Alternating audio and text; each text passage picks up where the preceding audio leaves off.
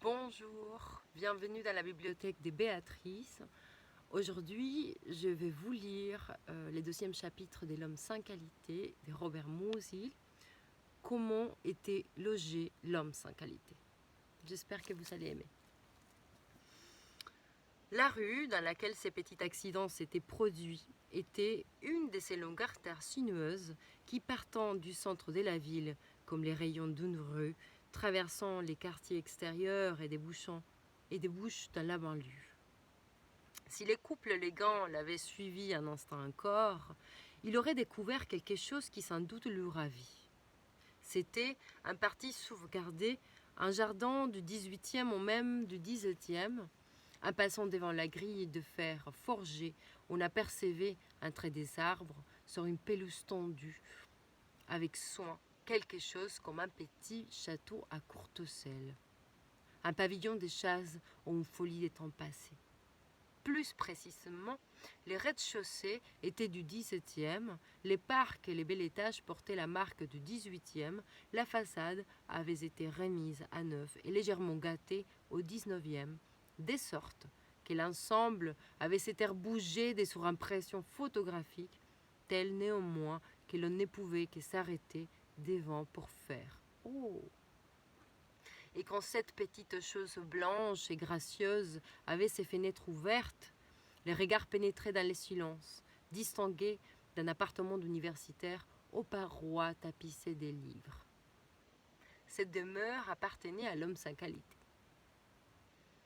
Debout, derrière l'une des fenêtres, il regardait la rue brunâtre à travers les filtres verts tendres de l'air du jardin et comptait depuis 10 minutes, montre en main, les autos, les voitures, les tramways et les visages délavés par la distance des piétons qui emplissaient les filets du regard des lorates moussos.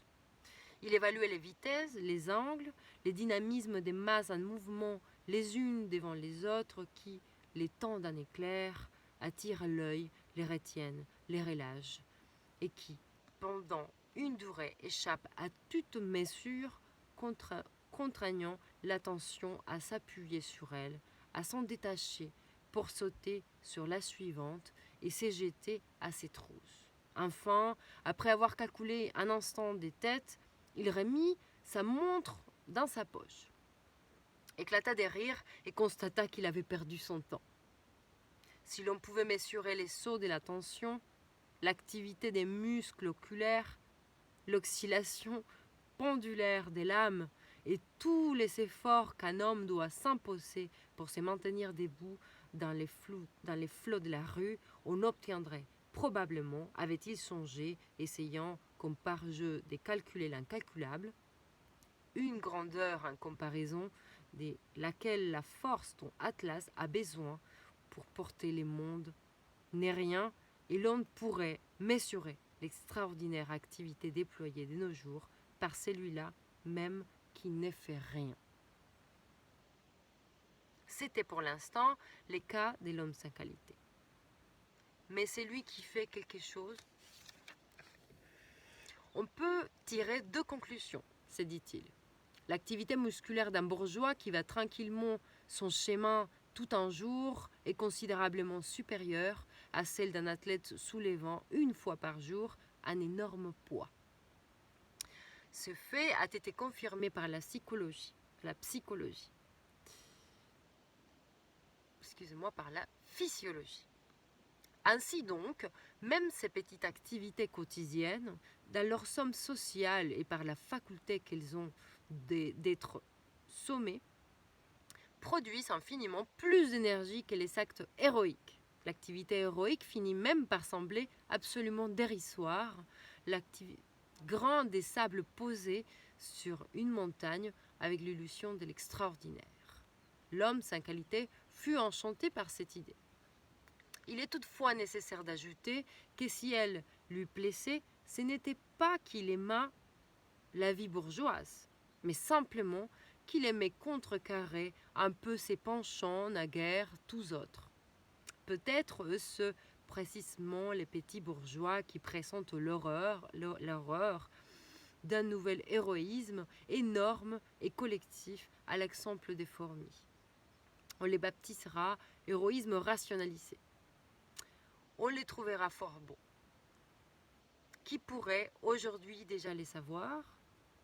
De telles questions, toutes de la plus grande importance, qui demeuraient sans réponse, il en avait alors à foison. Elles étaient dans l'air, elles vous brûlaient les pieds. Les temps s'est déplacé. Ceux qui n'ont pas vécu à cette époque se refuseront à les croire, mais les temps alors déjà s'est déplacé avec la rapidité d'un chameau. Cela n'est pas aujourd'hui. Seulement, on ne savait pas où il allait. Puis, on ne pouvait pas distinguer clairement ce qui était en haut de ce qui était en bas, ce qui avançait de ce qui reculait.